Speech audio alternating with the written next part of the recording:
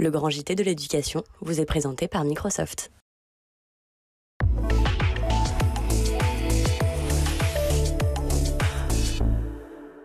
Bonsoir et bienvenue dans le Grand JT. Tout de suite, le sommaire. Comment mieux contrôler les établissements scolaires après les scandales de Betterham, Garaison ou Notre-Dame du Sacré-Cœur qui bouleversent l'actualité et bien sûr interrogent. Eh bien, on a choisi d'en discuter avec celui qui connaît mieux quiconque ces contrôles d'établissement. Il est inspecteur de l'éducation nationale. C'est Éric Nicolet. Il sera avec nous en première partie d'émission. Partez à la rencontre de 10 chercheuses visionnaires à travers le récit de leur vie et de leur œuvre. On en parle avec Leïla Bessila et Lucie Cross. Elles sont cofondatrices de l'association du projet Mathilda et ce sera en seconde partie de notre émission. Dans sa chronique, Shirley Adélaïde vous parlera de mode chez les jeunes. Les marques opèrent un virage plus politique qu'on ne le pense. On verra ça avec elle, mais avant cela, place à l'actualité de l'éducation avec Shirley. Bonsoir Shirley. Bonsoir Virginie, bonsoir à tous. On ouvre ce journal avec les auditions de la commission d'enquête parlementaire sur les violences à l'école. Elles ont commencé aujourd'hui à l'Assemblée. Les tout premiers à avoir été entendus, ce sont les collectifs de victimes et notamment ceux de Notre-Dame de Betterham. Une manière de saluer leur courage, comme le rappelait ce matin Paul Vannier, député insoumis et co-rapporteur de cette commission d'enquête. Tout part au fond de leur force, de leur courage et comme députés, nous voulons aussi accompagner cette libération de la parole qui est considérable dans tout le pays. D'anciennes victimes se saisissent de ces questions, parlent, vont en justice et peut-être que c'est la première utilité de cette commission d'enquête. C'est d'accompagner ce mouvement et les victimes vont non seulement nous dire de quoi elles ont été l'objet, mais elles vont surtout nous renseigner sur les portes fermées, sur les silences, sur le mépris, sur le déni qu'elles ont rencontré parfois pendant des décennies qui a conduit à cette situation intolérable. L'origine du lancement de cette commission d'enquête, c'est bien sûr Notre-Dame de Betterham, cet établissement scolaire au cœur d'un scandale de violences physiques et sexuelles qui se sont étalés sur des décennies. Dans ce cadre, aux côtés de la députée macroniste Violette Spilbou, le député Paul Vannier a effectué des visites de contrôle pendant plusieurs jours dans les Pyrénées-Atlantiques avant le début des auditions. Et il le constate, la parole a besoin de se libérer et le tabou doit être brisé. Il faut que l'omerta cesse, il faut que le mur du silence tombe. Est-ce que l'un et l'autre, vous êtes déjà pris à partie? Oui, nous recevons individuellement, Violette Spilbout et moi-même, des mails, des interpellations. Et je vous raconte, lors de ce déplacement pendant 3 jours, eh bien, des victimes nous attendaient quasiment à chacune de nos étapes. Elles avaient vent de notre présence et elles tenaient parfois à faire de longues heures de route pour venir nous interpeller à la sortie d'une administration et nous dire ce à quoi elles avaient fait face. Le principal objectif de cette enquête parlementaire, dont Paul Vannier est co-rapporteur, empêcher d'autres Betterham. C'est donc évident, il faut plus de contrôle des établissements scolaires privés, plus de justice aussi, car il y a des lacunes selon Violette Spilbou. Il faut le dire, ce sont des victimes qui, pour beaucoup, se sont senties méprisées par l'éducation nationale, mais aussi par la justice. Aujourd'hui, beaucoup de Français sont extrêmement en colère contre la lenteur de la justice, contre le silence de la justice, contre le non-suivi de leurs plaintes, sur le manque d'informations. Et c'est ça aussi qu'elles attendent, qu'on remonte toute la chaîne, qu'on comprenne pourquoi et comment les parquets peuvent classer sans suite des plaintes pour violences sexuelles. On a des témoignages effroyables et je crois qu'on leur doit ça. Et on aura toujours ce fil conducteur dans les auditions. Il leur faut des réponses et peut-être un nouveau cadre pour que ce contrôle sur les établissements scolaires en cas de violence puisse être efficace. Après les victimes, ce sont les institutions religieuses, puis les politiques qui seront donc écoutés. Ce sera au mois de mai. La commission d'enquête parlementaire rendra ses travaux fin juin. Entre-temps, la libération de la parole des victimes continue, Shirley. Et oui, hier, nous avons parlé de ces hommes qui se sont exprimés sur les violences qu'ils ont subies à Sainte-Croix-des-Neiges, dans le village d'Abondance, en Haute-Savoie. Les témoignages se multiplient aussi à l'encontre de plusieurs anciens professeurs et surveillants de l'Institut Sainte-Dominique à Neuilly-sur-Seine, un autre établissement catholique proche de Paris cette fois. Encore une fois, c'est sur Facebook qu'un groupe de victimes s'est formé. Constance Bertrand recense leur témoignage. Âgée de 40 ans, elle a été scolarisée dans cet établissement. On a une maîtresse de CM1 sadique qui tapait ses élèves, les accrochait à des porte-manteaux. On a un maître de CM2 qui caressait les petites filles sous leur jupe derrière son bureau. Les écoles sont des lieux vraiment où les enfants doivent être en sécurité. Et aujourd'hui, on se rend compte que pendant des décennies, ils ont été des lieux de souffrance. Donc que les choses changent, que les responsabilités soient prises par les uns et les autres, on ne laissera pas tomber en tout cas. Inspecter les lieux, retrouver les coupables et retracer leur parcours, voilà ce à quoi s'attellent les représentants des collectifs de victimes. Informés des faits, le parquet de Nanterre a ouvert une enquête préliminaire pour, je cite, approfondir les informations et identifier les potentielles victimes ainsi que les personnes mises en cause. Les politiques publiques dédiées à la jeunesse ne sont pas assez efficaces pour lutter contre les inégalités d'accès aux études supérieures. Voilà ce que nous dit la Cour des comptes. Ce sont les 15-25 ans, soit 9 millions de personnes en France qui sont concernées par ces politiques publiques auxquelles sont alloués chaque année 53,5 milliards d'euros. Estimation de la Cour des comptes qui pointe des inégalités d'accès aux études supérieures pour les jeunes issus de milieux ruraux notamment.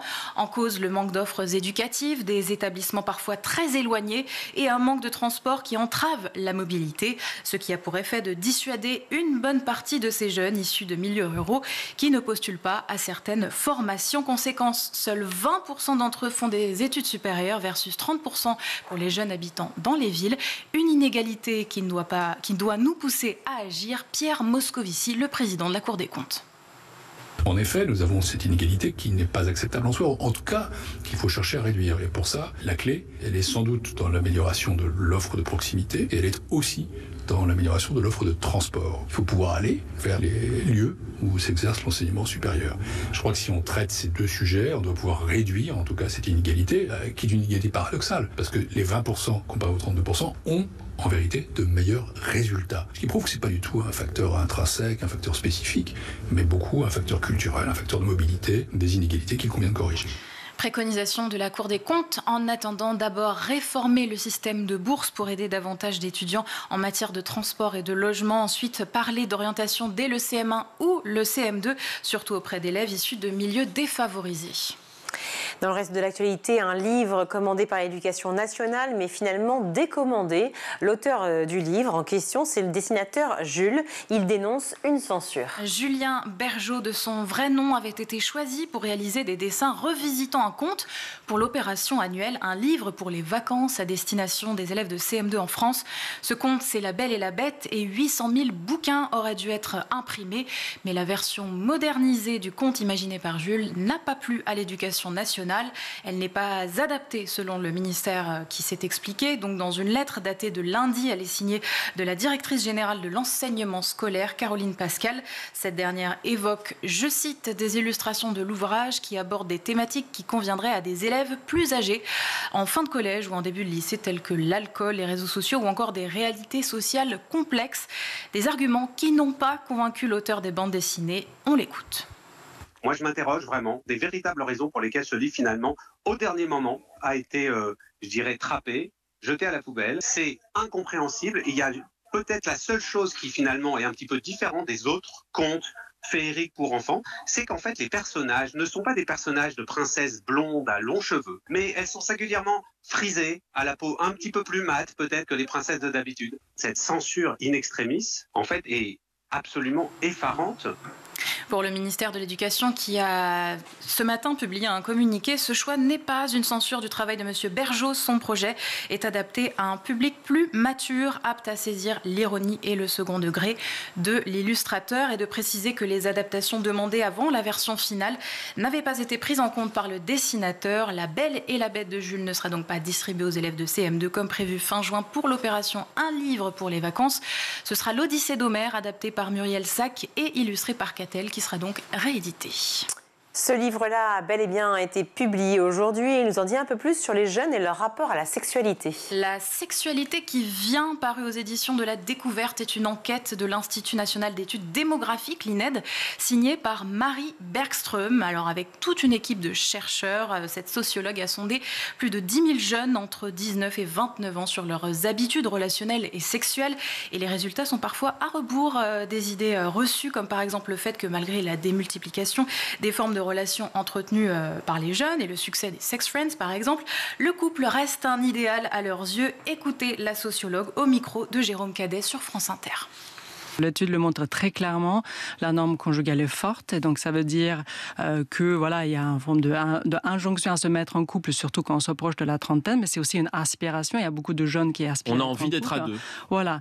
Et ce qu'on voit, c'est que à la jeunesse, les couples, c'est pas forcément des couples cohabitants. Ça, c'est vrai que ça va. C'est quoi un couple cohabitant? C'est un couple qui habite ensemble? Voilà, c'est ça. C'est-à-dire être en couple pour les gens, c'est pas forcément de partager un ménage. En fait, on se dit en couple, et en fait, cette forme-là de relation, elle est vraiment importante pour les jeunes. Donc, pour vous dire, on a interrogé les jeunes sur les relations qu'ils et elles ont eues dans l'année, et c'est 2/3 des jeunes qui disent moi, j'ai été en couple.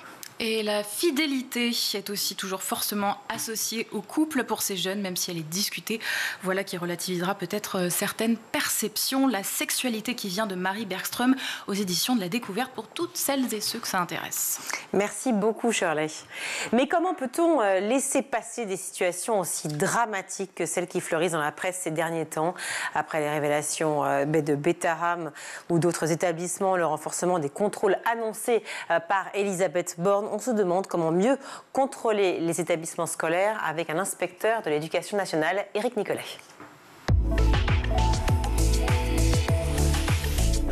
Éric Nicolet, bonjour. Bonjour. Merci beaucoup d'être avec nous. Vous êtes inspecteur de l'éducation nationale et secrétaire général du SUI-FSU, le syndicat unitaire de l'inspection pédagogique. Merci d'être avec nous. Comme vous le savez, la commission d'enquête sur les violences dans les établissements scolaires a débuté avec un travail de recherche dans les archives des établissements scolaires. Et aujourd'hui, ont démarré les auditions, notamment d'anciennes victimes, à l'instar d'Alain Esquer, qui est le fondateur du collectif des victimes de Betterham. Paul Vanier, député LFI et co-rapporteur de cette commission, s'est exprimé ce matin sur France Inter. Il disait « Il faut que l'omerta cesse, que le mur du silence tombe ». On est, selon vous, vraiment dans cette situation de silence absolu depuis plusieurs décennies ? Oui, les faits nous montrent qu'en effet, l'État a été défaillant en matière de contrôle des établissements privés sous contrat depuis des décennies. Il n'a pas joué son rôle de protection des enfants et des jeunes face aux violences auxquelles ils étaient exposés. Donc, il faut en analyser les raisons. Mais de toute évidence, oui, il a manqué de transparence et de perspicacité en matière de contrôle pour pouvoir faire émerger l'ensemble de ces faits. Je vous remercie de reconnaître effectivement ces défaillances de l'État. Cela veut donc dire que l'État était au courant, qu'il y a eu plusieurs plaintes déposées, qu'on n'a pas entendu les victimes et qu'on a voulu mettre sous silence pour protéger des gens? C'est ce que ça implique?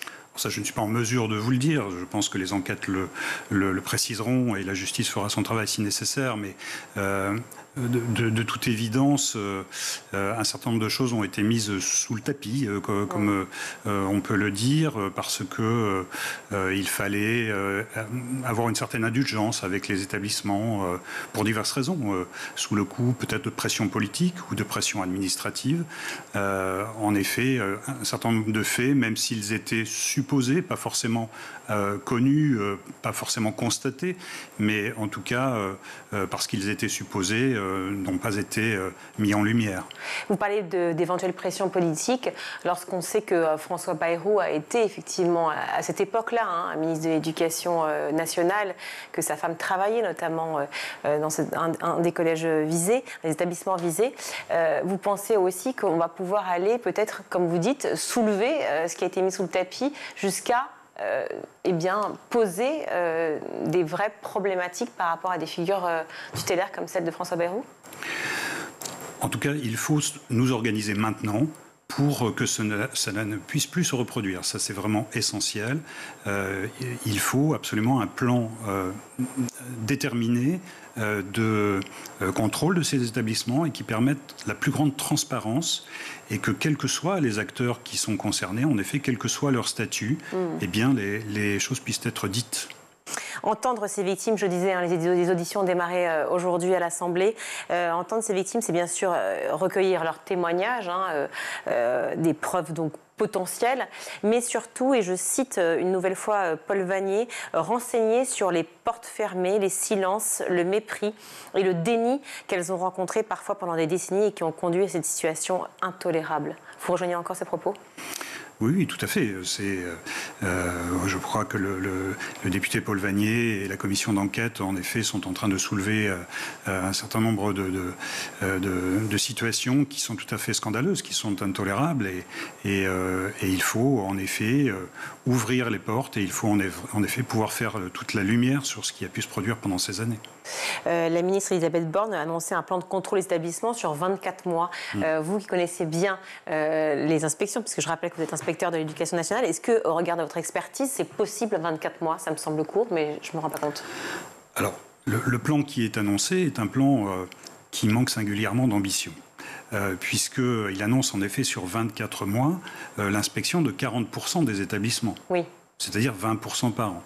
Et dans ce que dit la ministre, elle dit qu'il faut que la moitié de ces établissements soient contrôlés en présentiel, c'est-à-dire en fait 10%. Donc il faut combien d'inspecteurs pour cela? Alors je ne sais pas combien il faut d'inspecteurs, mais en tout cas ça veut dire qu'on va mettre 10 ans, à raison de 10% des établissements privés par an, on va mettre 10 ans à pouvoir les contrôler tous en présentiel. Ce qui est tout à fait insuffisant si, en effet, on veut faire la lumière très rapidement sur ce qui se passe dans un certain nombre d'établissements. D'autant qu'en présentiel, ça veut dire quoi concrètement? C'est quoi? C'est 2 heures? C'est une journée? C'est quoi? Alors, le contrôle, il peut se passer sur plusieurs jours. Je dirais qu'en fait, on est tout à fait libre en la matière de pouvoir nous organiser pour contrôler les établissements. Et si on a besoin de plusieurs jours, on prend plusieurs jours. Il n'y a pas de cadre, si vous voulez, réglementaire sur le contrôle de l'établissement. Quels sont les critères qui sont évalués lors d'une inspection, les principaux critères? Alors, quand vous parlez d'inspection, peut-être qu'il faut faire le clair sur les différents types d'inspection qu'il peut y avoir dans un établissement, qu'il soit privé ou public d'ailleurs, puisque les principes sont les mêmes. Il y a d'abord l'inspection individuelle, l'inspection des enseignants. Donc, où les inspecteurs peuvent aller voir, donc en fonction, là c'est très réglementé, dans la carrière d'un enseignant, on va le voir par exemple 3 fois entre son premier et le 9e échelon de sa carrière. Et donc c'est une première manière d'aller dans un établissement, mais là ça se passe dans la classe. Mais ça peut nous permettre quand même, à cette occasion-là, de détecter un certain nombre de situations que nous pourrons, qui pourraient nous alerter et qui pourraient nous permettre de faire remonter des situations constatées. D'accord, mais pardon, je vais vous couper, mais là c'est vraiment sur le travail académique plutôt, en général, qui est jugé. D'accord, ok. Et est-ce que c'est aussi la vie éducative? Ça veut dire que le personnel qui est autour des enseignants? Alors, à cette occasion-là, non. Difficilement. Par contre, nous avons d'autres possibilités à travers des inspections plus globales où, depuis 5 ans maintenant, avec ce que nous appelons l'évaluation des établissements, depuis la création du Conseil de l'évaluation de l'école, il y a un plan d'évaluation des établissements. Les établissements privés sous contrat sont concernés. Malheureusement, nous n'avons pas atteint les objectifs d'évaluation de ces établissements. Mais dans ce cadre-là, nous avons la possibilité, en effet, d'auditionner l'ensemble des personnels, mais aussi des élèves. Et quand je dis les personnels, c'est tous les personnels, y compris les personnels de surveillance, par exemple, pour avoir une image la plus complète possible de l'établissement. Avec une réserve pour les établissements privés sous contrat, qui est celle du caractère propre des établissements, puisque vous savez que le contrat lie l'établissement avec l'État sur les questions de respect des programmes, par exemple, de mise en œuvre des programmes, des référentiels, et puis sur les valeurs de la République, par exemple. Mais tout ce qui relève de la vie de l'élève, c'est-à-dire que tout le temps que l'élève passe dans l'établissement en dehors de la classe, eh bien cela relève du caractère propre de l'établissement et malheureusement, très souvent, les établissements privés sous contrat se réfugient derrière ce caractère propre pour ne pas répondre aux questions que nous pourrions essayer d'investiguer sur ces aspects. Alors pardon, je veux bien comprendre la situation, Éric Nicolas. Ça veut dire que là, dans le cas précis de cette demande faite, de cette commission d'enquête qui a été créée sur les violences dans les établissements scolaires, cette demande de Madame la Ministre sur 24 mois, en tant qu'inspecteur, vous pourriez être mandaté pour aller enquêter, mais davantage enquêter sur le travail et sur le travail académique finalement des enseignants, mais moins sur ce qui se passe dans les couloirs, dans la vie, sur le caractère propre des violences dont on parle, notamment dans les affaires Betaram et Notre-Dame du Sacré-Cœur. Alors, on peut le faire, mais les établissements peuvent aussi faire de la résistance. Ce que dit la ministre, si j'ai bien lu ses propositions, c'est en effet d'élargir le cadre que nous avons actuellement et d'élargir notre mandat de contrôle et nos mandats d'inspection à l'ensemble des temps de vie de l'élève, ce qui se passe en dehors de la classe, pendant les interclasses, pendant les permanences et aussi pendant les périodes d'internat, par exemple, ou de sortie scolaire. Mais quand vous dites, Madame la Ministre, souhaite, ça veut dire qu'il y a un refus de l'autre côté ? Du côté, par exemple, de l'enseignement catholique ? Ça veut dire qu'aujourd'hui, le cadre ne nous permet pas, vous savez, nous n'avons pas de pouvoir d'enquête de police, nous ne pouvons pas forcer les armoires, forcer les portes. Certes, mais en étant inspecteur de l'éducation nationale, il faut quand même que ça serve à quelque chose, bien que je sais combien vous êtes important. Mais là, en l'occurrence, on voit bien que sur tous les plans, on a besoin d'une enquête approfondie, vous le dites vous-même. Absolument, et c'est pour ça que je pense que le cadre doit être précisé, le cadre, à la fois le mandat, qui sera celui des prochaines inspections, de ce plan annoncé par la ministre. Le mandat donc donné aux collègues qui seront chargés de ces inspections doit être vraiment précisé et surtout nos collègues doivent avoir des garanties de liberté de leur action et d'indépendance et également de transparence de manière à ce que le résultat des constats, le résultat des inspections, des contrôles qui auront lieu puissent être non seulement publiés mais pris en compte et qu'ils soient suivis des faits. Est-ce que c'est une mesure qui pourrait découler justement de cette commission d'enquête ? Oui, je l'espère. J'espère en effet que l'élargissement du cadre pourra découler de cette commission d'enquête. Malgré tout, on vient de parler des établissements sous contrat. Il me semble que le chiffre, c'est 96% de ces établissements sont catholiques. La ministre a dit ne pas vouloir cibler spécifiquement les établissements catholiques avec ces contrôles. Clairement, j'aimerais comprendre, est-ce que c'est le diocèse qui s'y oppose, enfin l'enseignement catholique ? Pourquoi tout d'un coup ne pas cibler spécifiquement les établissements catholiques ? C'est ne pas cibler le privé ? Oui, je crois qu'il faut vraiment que nous ayons une politique qui soit la même pour tous, établissements publics, privés, et quelle que soit en effet l'obédience ou quels que soient les organismes privés qui mettent en œuvre le contrat avec l'État. Les réactions de Jean-François Canteneur, qui est directeur diocésain de l'enseignement catholique à Paris, dit qu'il ne voit pas du tout d'objection à des contrôles réguliers et systématiques de la part de l'État, tant mieux, mais soulève une question, et donc du coup je vous la soumets.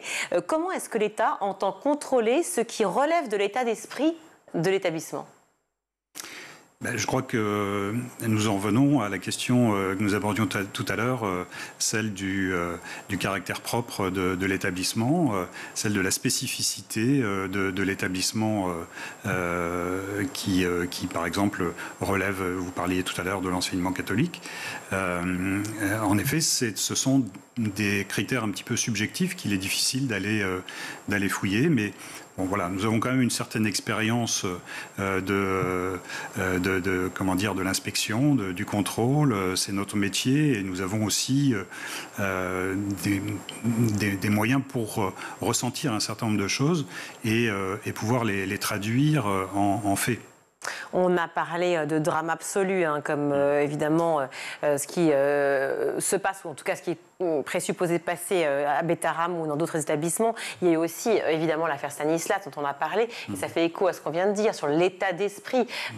Pareil, bien que ce soit certainement un très bon établissement, je n'en doute pas, mais est-ce que justement il va falloir statuer très clairement sur ce que veut dire l'état d'esprit finalement français et donc républicain ? Oui, tout à fait.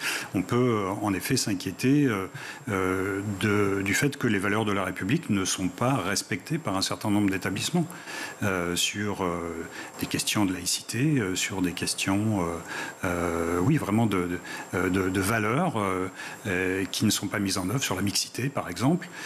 Donc cet état d'esprit ne peut pas être accepté dès lors qu'il y a un contrat avec l'État et que, en l'occurrence, l'État, lui, de son côté, honore son contrat, puisqu'il finance, il paye les enseignants, il finance les établissements.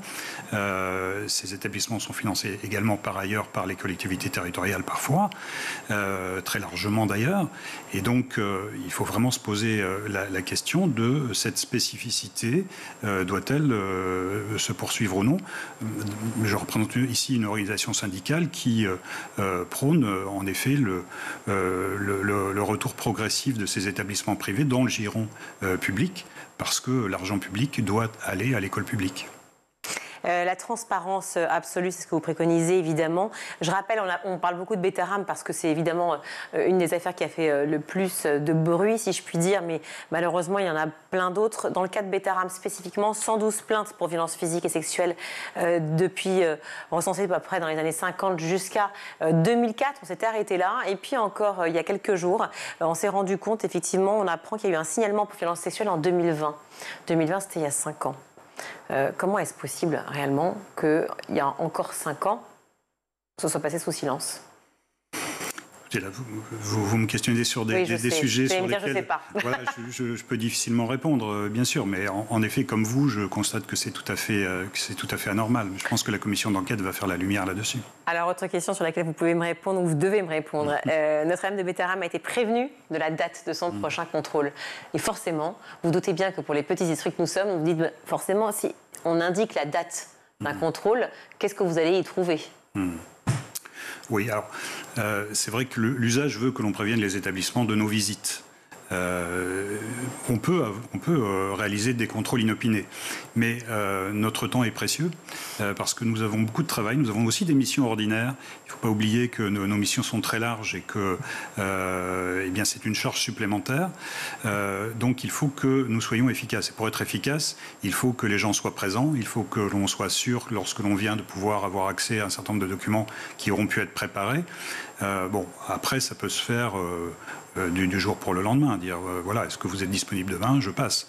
Là, en l'occurrence, c'est vrai que le temps a quand même été très long et a permis à l'établissement de bien se préparer.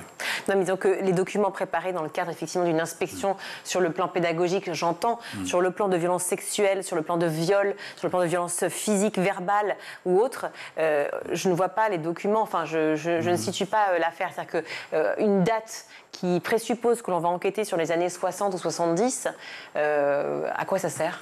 Non, ça permet clairement à l'établissement de se préparer. Là, je suis d'accord avec vous. Je pense qu'on aurait pu, en effet, missionner une délégation d'inspection beaucoup plus rapidement. La Civis a demandé dans un communiqué de presse, je crois que c'est la semaine dernière, le lancement d'une mission d'inspection pour recenser tous les dispositifs d'alerte mis en place dans les établissements recevant des enfants. Où est-ce qu'on en est du déploiement de ces dispositifs ? Est-ce que vous avez une information à ce sujet ? Non, malheureusement, je n'ai pas d'informations à vous délivrer aujourd'hui. Après, c'est vrai que la ministre annonce de nouveaux dispositifs en matière de recueil de la parole des enfants et des jeunes, ce qui est en effet très important. Il faudra savoir quelles seront les modalités de dépouillement de ces remontées, puisqu'on va laisser on va donner la possibilité aux enfants et aux jeunes de s'exprimer, mais il faut aussi qu'il y ait des professionnels derrière qui puissent dépouiller tout cela et en détecter les alertes qui peuvent être parfois pas forcément explicites, mais donc ça nécessite derrière des professionnels aussi formés. C'est ça, c'est toute la question de la formation forcément qui va avec. Dernière question sur le plan du financement. On parlait du contrôle effectivement et on relie ça toujours à une question d'argent, le contrôle des établissements. Et vous parlez justement public-privé, on ne parle pas du privé hors contrat, mais je parle juste du privé sous contrat et du public. Est-ce qu'il y a cette notion d'argent qui rentre en compte dans le contrôle des établissements ? Non, vous voulez dire le coût que cela représente pour l'État ? Non, l'État en effet réalise cette mission de contrôle. Mais c'est en effet, ça peut poser question en effet parce que ça représente des chiffres qui sont vraiment importants. La ministre annonce de nouveaux postes d'inspecteurs qui seront créés prochainement, ce qui est très bien parce que nous manquons en effet d'effectifs. Donc nous accueillons cette information avec satisfaction, à condition que ce soit des postes qui permettent de renforcer les équipes actuelles et non pas, comme je crois le comprendre, des postes spécifiques pour s'occuper du contrôle des établissements privés.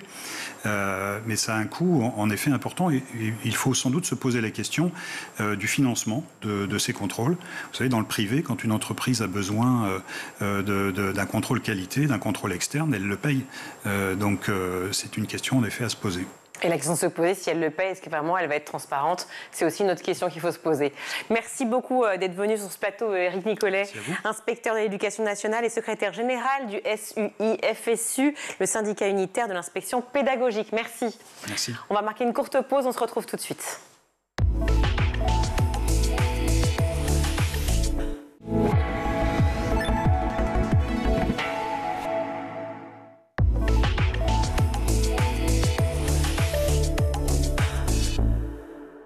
De retour dans le Grand JT, je suis ravie d'accueillir Leïla Bessila. Bonjour. Bonjour. Merci d'être avec nous. Lucie Cross, bonjour. Bonjour. Merci également d'être avec nous sur le Grand JT. Vous êtes toutes les deux cofondatrices de l'association Projet Mathilda. Vous êtes toutes les deux aussi doctorantes. L'une au département d'astrophysique. Je le dis quand même parce que sacrée carrière. Vous consacrez à la modélisation théorique des ondes dans les étoiles. Tout à fait. Vous avez réalisé aussi les illustrations de ce livre Audacieuse, qui est un livre absolument merveilleux qui est consacré à 10 femmes qui ont marqué les sciences. Livre effectivement coécrit aussi avec Lucie Cross qui est avec nous, doctorante en astrophysique au laboratoire de physique de l'école Normale Sup. Et vous étudiez le gaz du milieu interstellaire et son rôle essentiel dans le processus de naissance des étoiles. Voilà, je me dis, mais quel est mon métier à côté de ça, franchement. Merci d'être avec nous. Ces femmes formidables dont vous faites partie, on va parler d'elles évidemment. Le projet Mathilda, ce livre audacieux, c'est une façon de montrer encore une fois que les sciences appartiennent à tout le monde, Lucie Cross. Oui, exactement. C'est ça qui nous a motivés en fait à faire le projet, de un petit peu remettre à jour les représentations qu'on a des scientifiques. Donc non seulement en montrant des femmes, et aussi en montrant des femmes de partout dans le monde qui ont différentes origines socio-économiques, socio-culturelles, pour montrer que la science c'est un bien commun en fait, et c'est pas réservé aux hommes blancs occidentaux, contrairement à ce qu'on pourrait croire. Oui, beaucoup de stéréotypes qui continuent de perdurer, mais pourquoi dans les sciences spécifiquement? Parce que c'est souvent relevé, à votre avis, Leïla Bessila. Je pense que c'est parce que les sciences sont de manière générale assez élitistes. Dès qu'on est à l'école, on a l'impression qu'il faut être bon en maths et que du coup c'est obligatoire pour pouvoir accéder à des carrières supérieures. Et donc je pense que ça c'est un cliché qu'on essaye de déconstruire. Essayer de rendre les sciences vraiment accessibles, parce qu'en fait si on creuse un peu, à la fois les mathématiques, la physique, il y en a énormément dans notre quotidien. Et donc c'est pas réservé à une certaine élite. Et je pense que l'image du scientifique vieux dans son bureau à faire des équations au tableau avec une blouse blanche est quand même assez fausse aujourd'hui. Oui, et puis surtout sur le fameux mythe des femmes finalement qui auraient eu moins accès, enfin c'est pas un mythe, qui auraient eu moins accès à l'éducation il y a quelques générations auparavant, et qui donc n'auraient rien découvert, ou presque. C'est complètement faux. Oui, elles ont toujours été là en fait, les femmes dans l'histoire. Elles ont toujours été, alors parfois dans l'ombre, parfois dans la lumière, mais elles ont toujours aidé à faire des découvertes, et elles ont aussi contribué. Et donc c'est à ces femmes-là qu'on voulait rendre hommage dans le livre, parce qu'en fait il y a beaucoup d'inventions, beaucoup de découvertes qu'on utilise encore au quotidien. Alors évidemment, on pense tout de suite à Marie Curie ou à plein d'autres qui ont été à l'origine de toutes ces découvertes formidables, plein de femmes à travers le monde, vous l'avez dit bien sûr, de toute origine, de toute origine socio-économique, de tout pays, des parcours. Alors vous voyez, j'ouvre le livre, un parcours sous les rayons X, un cerveau qui charbonne. C'est vrai que soudainement, enfin pas soudainement malheureusement, mais on se préoccupe aujourd'hui tout d'un coup dans les écoles, notamment dans les programmes, en se disant mais il faut quand même faire venir davantage les jeunes filles vers les maths, et ça reste encore une gageure aujourd'hui. Pourquoi, selon vous, Lucie Cross? Alors déjà, il y a quelque chose qui est important de noter, c'est la théorie du tuyau percé, c'est-à-dire que quand on regarde, en fait, il y a des filles qui vont faire qui vont en filière scientifique, mais elles disparaissent des études scientifiques un peu plus tard, au fur et à mesure qu'on monte en niveau. Vous n'avez pas de réponse précise à ça? Je pense que c'est avant tout lié à la confiance en soi, en fait, où les filles ont tendance à plus se mettre en retrait, moins avoir confiance en elles que les jeunes garçons, à cause d'injonctions sociales dès le plus jeune âge. Et notamment, il y a ce phénomène sociologique qui est observé que un garçon, un lycéen qui a 12 partout et 14 en maths, on va lui dire « Oh là là, c'est vraiment un matheux, il va faire des sciences, c'est un futur scientifique ». Une fille qui a 14 partout, on va pas lui dire grand-chose en fait. Elle va dire tu choisis, mais c'est bien si tu fais du littéraire, quoi. Voilà, c'est ça. Ce qui n'est pas mal non plus, attention. Ah non. Ce qui n'est pas un défaut non plus. Mais quand même, on veut mettre en lumière aujourd'hui spécifiquement avec donc votre projet Mathilda, et puis ce livre, encore une fois, Audacieuse. Audacieuse, c'est quand même fou d'en arriver à parler d'audace, juste parce qu'on a voulu exercer une passion ou un métier en tant que femme. Mais bon, voilà, on vient d'en parler.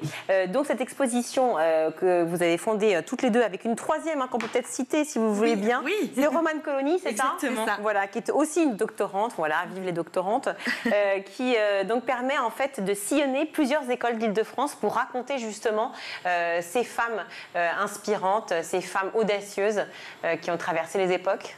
Oui, exactement. En fait, l'exposition à la base, c'est une exposition itinérante. Donc, les 10 femmes qui sont dans le livre sont présentes dans l'exposition. Et donc, à chaque fois, nous, ce qui nous tenait à cœur, c'est vraiment de mettre en lumière les parcours de vie. Parce qu'en fait, le livre s'appelle Audacieuse et il y en a beaucoup qui ont dû faire preuve d'audace, qui ont dû se battre. Il y a des parcours qui sont un peu surprenants parfois, qui peuvent faire réfléchir. Comme qui, par exemple? Profitons-en. Alors, moi, celle que j'aime bien, c'est Jane Goodall. Elle est assez impressionnante. Alors, c'était une primatologue qui a vraiment tenu à aller observer les primates au cœur de leur environnement. Et elle était très médiatisée, donc c'était vraiment la belle primatologue. Elle faisait la une de National Geographic. Et en fait, c'est drôle parce qu'elle a... En fait, peut-être que ça l'a aidée d'une certaine manière, soit sinon c'est quelque chose dont elle avait pas grand-chose à faire. Et elle se disait, bon, du moment où on parle de moi, c'est bon. Et elle a fait des études quand même assez impressionnantes. Oui, elle observait tant qu'elle était observée elle-même, d'ailleurs. C'est ça. Et ce qui est aussi hyper impressionnant avec Jane Goodall, c'est qu'elle a un parcours...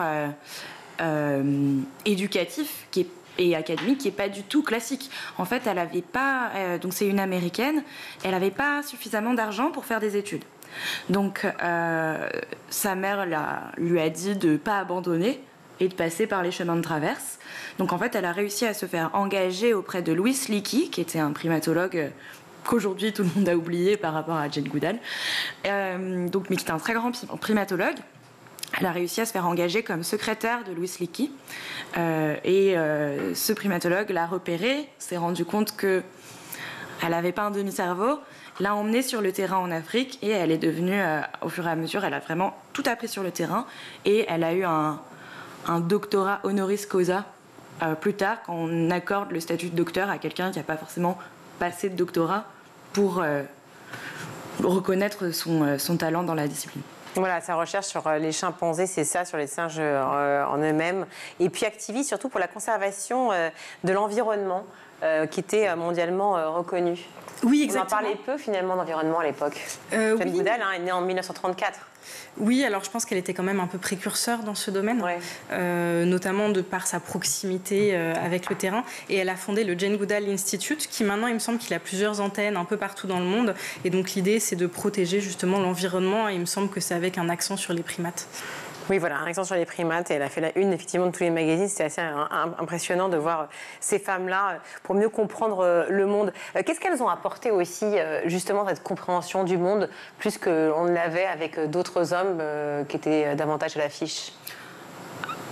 Jane Goodall en particulier? Oui, non, Jane Goodall et toutes les autres, parce que ce que vous avez en tête, on ne va peut-être pas toutes les citer aujourd'hui, même s'il n'y en a que 10 dans ce livre-là, mais elles sont très nombreuses. Pour moi, il y a deux exemples, du coup, qui sont intéressants. Donc c'est Jane Goodall et Eddie Lamar qui ont des... Alors Eddie Lamar non plus n'a pas eu de formation académique aux sciences. Et ce qui fait que les deux avaient un regard qui était très très novateur par rapport à une science qui prenait la poussière avec c'est la manière qu'on fait, on a toujours fait comme ça, on va toujours faire comme ça. Et les deux ont apporté un regard très très neuf, ce qui a permis énormément de choses. À l'époque de Jane Goodall, on n'allait pas sur le terrain. On observait les singes, on allait sur le terrain, mais les primates étaient observés de loin. Elle a décidé de s'intégrer à un groupe de chimpanzés.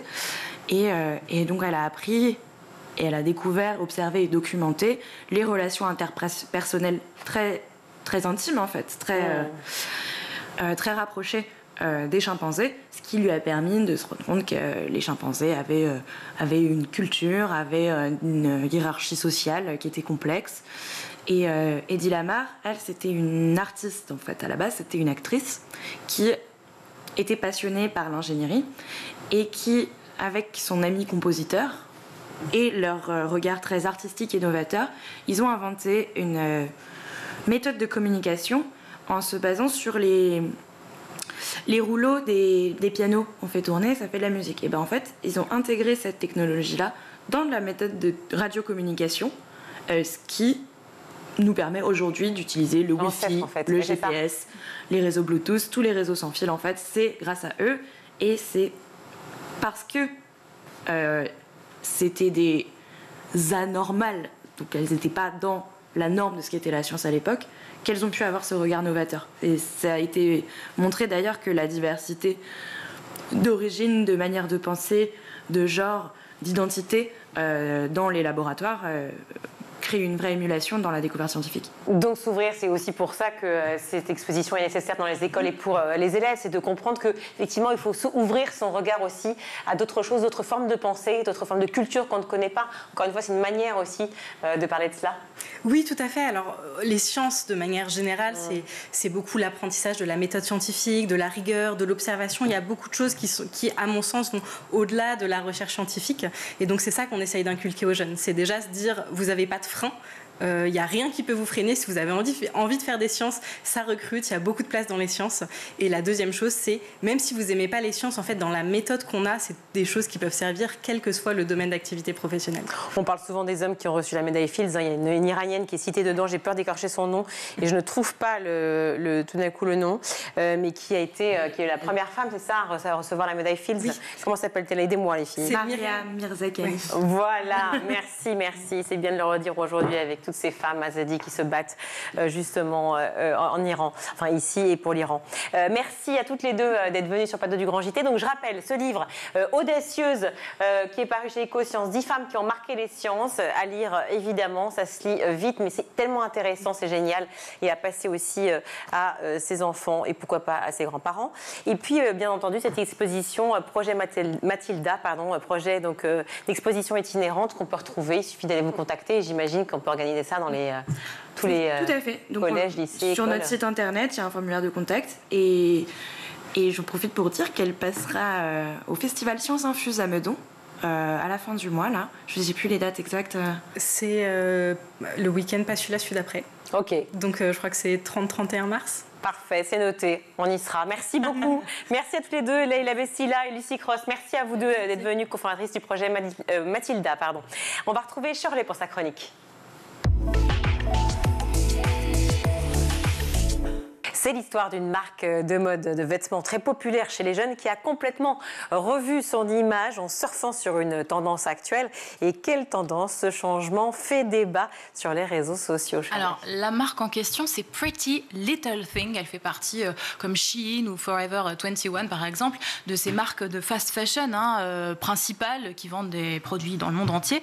Et comme vous l'avez dit, Virginie, c'est une marque qui plaît beaucoup aux jeunes filles notamment, parce que pas cher et avec des nouveaux modèles en permanence. On ne parlera pas de l'impact sur l'environnement, c'est pas l'objet de la chronique. Alors à quoi ressemblait l'univers de Pretty Little Thing depuis 2012, soit la date de création de ce site, de cette marque au Royaume-Uni? On pourrait le résumer à ces 3 lettres BL, autrement dit Brazilian Butt Lift. C'est un terme pour dire en gros que la marque vendait des produits très sexy, des vêtements, peut-être pourquoi pas provocateurs, en tout cas qui mettaient en forme les valeurs, oui peut-être pas, les formes féminines. Or voilà, depuis quelques jours, virage à 360 degrés de la marque, on est passé de BBL à BCBG sans transition. Maintenant le style est sobre, minimaliste, élégant, à base de col Claudine, de mocassins, de robes d'écolière, grandes chaussettes montantes. Vous voyez un peu le style, un peu richou. Moi, ça me fait penser personnellement à l'aristocratie anglaise ou aux riches familles de la Côte d'Azur. Autrement dit, on est à milieu quand même de la robe de soirée noire, très moulante, très très courte, ou du haut avec décolleté méga plongeant qu'on trouvait jadis en ligne sur Pretty Little Thing. Mais enfin, quand même, on retrouve ces décolletés très plongeants, mais maintenant, c'est sur des vestes de costume ou sur des robes très BCBG, comme vous le voyez en ce moment à l'écran. Et puis bien sûr, qui dit nouvelle direction artistique, dit nouveau logo. Grosso modo, on est passé de ça, donc le nom de la marque sur fond de licorne, rose, à ça, tout de suite, l'italique. Vous voyez, ça fait manifestement plus distingué, peut-être plus prout-prout, je ne sais pas. Ouais, plus girly, quoi, ou je ne sais pas. Bref, en tout cas, ce nouveau côté BCBG, donc bon chic, bon genre, pour ceux qui savent ce que ça veut dire, BCBG, n'a pas trop plu aux fans de la marque, c'est ça? En tout cas, à en croire les réseaux sociaux, pas tellement. Ici, par exemple, l'internaute Abeille Sanders cherche sur le site de la marque une tenue pour se rendre à une rave party. Donc, elle cherche quand même quelque chose de trash et on lui propose des robes de soirée plutôt faites pour aller sur le tapis rouge à Cannes, ce qui provoque l'hilarité de l'utilisatrice qui n'en revient pas. Pretty little thing, what are you doing, se demande-t-elle. Autre exemple avec la créatrice de contenu Monster LOL qui n'approuve, mais alors pas du tout, ce changement de DA de la marque et elle l'exprime dans une vidéo TikTok. Regardez. Ils ont vraiment dit fuck les BBL, fuck les grosses, nous on est là pour les skinny et les clean girls. Les traînées c'est plus chez nous. Vos habits courts, bien serrés, chez gars, c'est pas chez nous. Vos modèles plus size là c'est plus chez nous, vous allez chercher ça ailleurs. Maintenant nous on vend des habits de sœurs en Christ. Les pêcheuses c'est hors du site, les obèses c'est hors du site. Les pécheresses c'est ailleurs. Nous ici c'est les vêtements de la bourgeoisie. La diversité c'est terminé, rangez-moi tout ça. Alors, les internautes ne sont pas tous d'accord, mais beaucoup abondent dans ce sens quand même. Voilà donc la pomme de Discord qui vous fait beaucoup rire, Virginie. Le changement de positionnement de Pretty Little Thing ne bouleverse pas seulement une esthétique, il questionne aussi les valeurs sociales, économiques, politiques, jusqu'à provoquer, vous l'avez vu, un sentiment d'exclusion chez certains, certaines. Alors justement, est-ce qu'on sait pourquoi ils ont changé? Quelles sont les raisons de ce rebranding? Alors, la marque ne s'est pas exprimée à proprement parler sur ce changement, mais on peut supposer, sans trop se tromper, qu'elle a voulu répondre à certaines attentes des consommateurs, des nouvelles attentes qui vont vers des contenus épurés, voire parfaits, une esthétique qui fait naturelle, même s'il y a souvent beaucoup de travail derrière, un retour au skinny aussi, à la maigreur, ça nous manquait pas. En gros, tout ce que porte la tendance clean girl à esthétique, et le modèle par excellence, ce serait Hailey Bieber dans son beau tailleur BCBG. Magnifique, vous voyez. Voilà, mais PLT, donc Pretty Little Thing, PLT pour les intimes, a voulu surfer aussi sur une tendance cousine de la clean girl à esthétique. Elle s'appelle Old Money. Alors ça, les jeunes en raffolent, les jeunes ultra connectés de la génération Z notamment. Donc grosso modo, ceux qui sont nés entre 1998 et 2012. Le hashtag Old Money, Virginie quand même, c'est 8 milliards d'occurrences sur TikTok et Instagram aujourd'hui. Donc ça fait jaser. Heureusement que vous m'informez. Je me sens là perdue. Aussi étonnant, bizarre, surprenant cela puisse paraître, les jeunes kiffent le luxe discret des vieilles familles fortunées. C'est comme ça qu'on a vu apparaître des comptes pour vous dire ce qui fait Old Money et ce qui ne fait pas Old Money, comme le compte Instagram Gstattguy. Alors Gstatt, pour info, c'est une ville donc en Suisse, une station luxueuse de ski. Et en fait, dans ces vidéos, on peut les prendre au premier degré. Normalement, c'est censé être ironique, mais on y croit très fort. Vous verrez que dans les codes, même si c'est en anglais, à travers l'accent, à travers les vêtements évidemment, à travers les hobbies, bon, on est carrément dans le Old Money. Regardez. The best indicator of the future is the past. Guten Morgen, mesdames et messieurs. Constance de Gstattguy and his dearest dog, Vicuña, here in St. Moritz for the ICE International Concours d'Élégance in l'Europeana head to toe, of course, making my way to my unrestored 1962 Ferrari. Mais alors, d'où ça vient, cette fascination pour les codes des vieilles familles fortunées? Alors, soit, justement, c'est la série Les Chroniques de Bridgerton qui a trop infusé la société, trop infusé la jeunesse de notre siècle, soit plus sérieusement, et selon le quotidien L'Opinion, qui a donc étudié le phénomène, la tendance Old Money, je cite, reflète une quête d'authenticité et de valeur durable dans un monde perçu comme instable et superficielle. Alors, valeur durable, la frontière est ténue avec valeur conservatrice, et ça, c'est quand même quelque chose que révèle au grand jour cette tendance. Le choix de Pretty Little Thing aussi, qui reprend à son compte quand même des valeurs conservatrices, alors que c'est une marque populaire à la base, c'est un peu le monde à l'envers, ou juste du pain béni, pour le sociologue Pierre Bourdieu, qui est mort évidemment, mais la star sociologue des années 70, qui pourrait donc ressusciter et venir étudier comment on utilise ces nouveaux codes de garde-robe pour affirmer quel art de vie on cultive, comment on se distingue maintenant.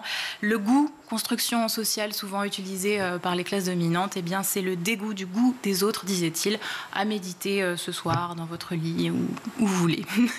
Où vous voulez, oui. Parce que la quête d'authenticité à Gstatt, franchement, ça se médite. Merci beaucoup, Charlet. Merci. On va tout de suite retrouver le meilleur de School TV avec le Zap. Votre Alice cherche une phrase qui lui indiquerait comment vivre. Alors comme elle est très moderne, elle se fait des tatouages. Elle cherche la citation absolue. Pour cela va être là. Exactement. C'est une jeune fille d'aujourd'hui et non plus du 19e siècle. Ça n'est plus non plus une petite fille, elle est plus qu'adolescente, elle termine ses études secondaires, et surtout, elle est d'aujourd'hui parce qu'elle est anxieuse. Elle a peur du sort de la planète, elle a peur de l'effondrement de la biodiversité, elle a peur de la violence qui monte, des guerres qui s'annoncent ou en tout cas enflent. Et qui ont déjà lieu. Et voilà. Et puis, elle se demande aussi quoi faire de sa propre existence. Et elle a l'idée, vous venez de le rappeler, de trouver une boussole, quelque chose qui va la guider, une phrase qui la soutiendrait mais lui montrerait le cap en même temps et qui servirait dans toutes les circonstances. Alors évidemment, c'est peut-être un peu naïf comme idée, mais comme elle tombe dans ce pays des idées, qui est, par décision personnelle, un lieu où vivent tous les penseurs, tous les sages, tous les philosophes, tous les savants, tous les théoriciens du monde, mais aussi de toutes les époques, toutes les langues, toutes les cultures, toutes les civilisations, eh bien bravement, elle va aller les interroger et chercher sa phrase, mais Socrate, aussi... à compter aux autres, vas-y, file ta phrase. Voilà. Donne ta meilleure citation. Et découvrir leur doctrine aussi par la même occasion et découvrir ce que c'est qu'une idée. Parce que j'ai parlé effectivement dans mon introduction de l'après-carrière, mais il y a aussi peut-être la carrière tout court. On sait que c'est pas toujours facile quand on est sportif de haut niveau et je me retourne aussi vers toi, effectivement, toi qui es escrimeuse, Jade, de subvenir à ses besoins tout simplement, quoi. Moi je dis souvent qu'on ne parle pas d'après-carrière, on parle de pendant. On essaie de trouver une activité professionnelle en parallèle de notre carrière sportive, parce qu'on n'est pas rémunéré, c'est un sport amateur, et comme beaucoup de sports qu'on a vus aux Jeux cet été, on n'est pas salarié de nos fédérations. Et donc, ces dispositifs-là, comme le club INSEP Alumni, nous permettent d'aller à la rencontre d'entreprises, de découvrir le monde du travail aussi, d'échanger avec des chefs d'entreprise qui nous amènent sur leur terrain, qui nous sortent de cette bulle un peu dorée de l'INSEP et qui nous expliquent qu'il va falloir que tu découvres ce que c'est que le monde de l'entreprise. Ils nous amènent à nous challenger sur nos compétences professionnelles. Et donc, c'est aussi ça qu'on recherche, nous, et le club. Mais c'est du donnant-donnant, au final, parce que vous leur apportez autant que vous apportez, j'imagine, non? Eh bien, c'est ce qu'on découvre, oui. Moi, j'ai un super binôme grâce au club INSEP Alumni et Team Réussite. J'ai pu entrer en contact et je suis mentorée par une chef d'entreprise, Charline Goutal. Et effectivement... Salut Charline. Salut Charline. Effectivement, en fait, je me rends compte que je lui apporte énormément. Je l'ai amenée dans mon quotidien de l'INSEP. Je lui ai montré ce que c'était que la vie d'un sportif de haut niveau. Et elle fait de même dans sa carrière professionnelle. Donc, il y a un échange qui est juste donnant-donnant et c'est assez incroyable. Certains redoutent que la dématérialisation des concours, justement, avantage certaines catégories de population par rapport à d'autres qui sont peut-être plus à l'aise aussi avec le numérique. Qu'est-ce que vous leur répondez ? C'est un très bon point. Ouais. Aujourd'hui, on voit quand même un accès, une accessibilité grâce au numérique qui est renforcée, notamment sur des enjeux de malvoyance ou encore sur différents types de handicaps. On est capable d'attribuer notamment des tiers-temps, des quarts-temps, enfin tout ce genre d'enjeux est traité plus facilement avec le numérique. Donc il faut faire attention à ce genre de sujet, mais net, on va dans le sens quand même d'une augmentation de l'égalité des chances grâce au numérique. Le philosophe qui parle en dernier, c'est vous. C'est moi, oui. Et vous donnez 5 conseils à Alice. Oui. Et je voudrais bien qu'on les détaille. Le premier conseil, c'est lis. Lis, oui, et lis tout. Lis tout, lis des romans, lis des essais, lis des livres de technique, de documentation, d'histoire. Et pourquoi lire avant de dire « regarde » ou « documente-toi » ou « fais des dossiers ». Je ne suis pas un nostalgique absolument, comment dirais-je, fixe du livre, et je crois qu'il y a 1000 façons, et ici on le sait particulièrement bien, il y a 1000 et 1000 façons de s'instruire, de s'éduquer, d'apprendre, etc. Mais il n'en reste pas moins que le livre papier n'actionne pas dans les neurones la même chose voilà. Et donc de scroller un smartphone. Je lui conseille de lire parmi d'autres choses, mais de ne jamais oublier la lecture parce qu'elle est essentielle. Réfléchis. Oui, parce qu'il ne suffit pas d'apprendre, il ne suffit pas de lire, d'emmagasiner des informations, il faut revenir dessus, il faut toujours, et c'est ça qu'elle découvre dans la réflexion, se demander l'inverse. Penser contre soi-même. Voilà, penser contre soi-même, penser contre chacun. parce qu'elle est accompmpagnée dans le livre, Alice. Ah oui, alors elle n'est pas toute seule. Il y a la fée, les souris, kangourous qui portent un autre nom. Enfin, il y a voilà, mais la fée objection, elle est chargée à chaque fois qu'elle entend une idée d'opposer à cela des arguments. Et c'est ainsi, si j'en parle maintenant, parce que c'est ainsi qu'on réfléchit, si vous voulez. C'est bien évidemment en passant à l'opposé. Et ensuite, il ne s'agit pas de détruire l'idée par un argument opposé. Il s'agit d'une certaine manière de la mettre à l'épreuve. Comment ça s'est passé pour vous? Parce qu'on a beaucoup parlé de Jeanne, mais pour vous, alors que vous êtes aujourd'hui docteur en chirurgie dentaire et que vous étiez au plus haut niveau, effectivement, au sein de l'équipe de France, sur 100, 200 et 4x100. C'est une autre époque, oui, bien sûr, c'est une autre époque. Parce que ce sont des études longues. Alors voilà. Et à côté de ça, il y a... à un moment, on a un exemple. Nous, parmi les gens que l'on aide, j'ai une future consoeur qui s'appelle Blandine Pont, qui est en équipe de France de judo, qui est en 5e année de chirurgie dentaire. Je pense qu'elle a un petit peu plus de facilité qu'à mon époque, parce que, là, on peut comparer, puisque c'est le même domaine. Ouais. C'est aménagé maintenant? C'est aménagé. Ils ont la possibilité de dédoubler certaines années. D'accord. Qu'à mon époque, c'était pas possible. Moi, j'ai simplement pour un jour avoir demandé un aménagement d'horaire dans un travaux pratique. Le responsable des études m'a dit il faut que vous choisissiez si vous vouliez être champion ou dentiste. Voilà. Donc aujourd'hui, malheureusement, ce n'est plus. Ça tombait mal, vous souhaitiez être les deux. Voilà. Et à un moment donné, je pense qu'il faut choisir. Moi, j'ai sacrifié une année de faculté pour essayer d'aller aux Jeux de Munich. Bon, pour faire bref, j'avais fait les minima. J'ai pas été sélectionné, alors que la personne qui a terminé derrière moi est allée aux Jeux, aux sélections. Donc l'année d'après, j'ai quand même privilégié mes études par rapport au sport. Et aujourd'hui, effectivement, c'est peut-être un petit peu plus facile d'avoir des aides. Et voilà. Mais c'est quand même, je pense qu'à un moment donné, à très haut niveau, les gens sont obligés de faire un choix. Qu'est-ce que vous remarquez aujourd'hui, de manière peut-être plus générale, plus globale, sur cette égalité des chances? Est-ce que c'est quelque chose qu'on vous remet sur le tapis de manière régulière?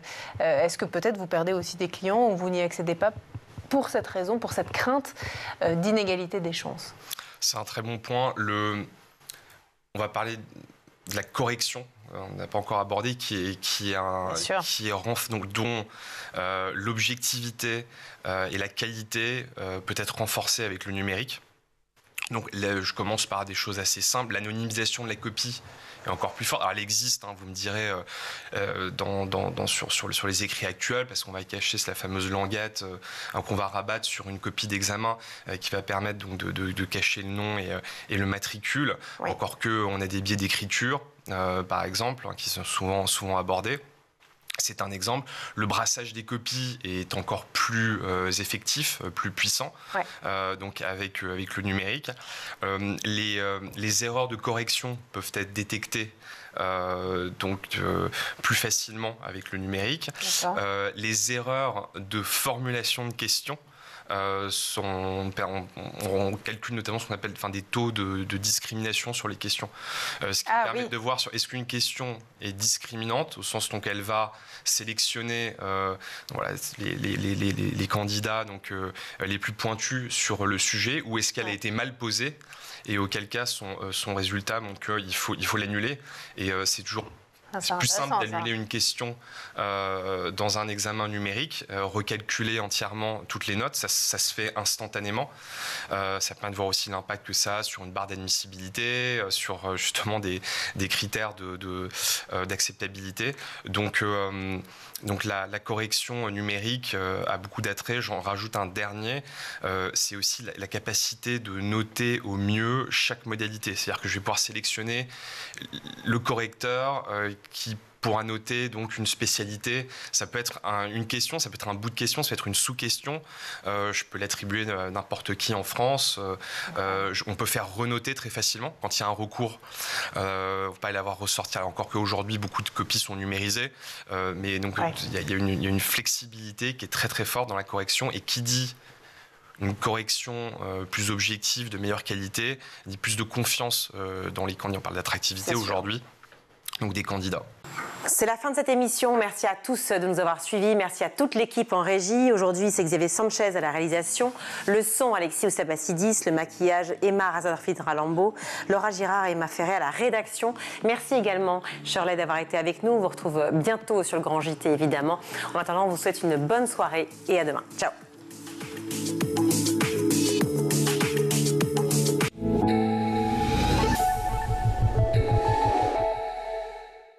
Vous avez regardé le Grand JT de l'éducation avec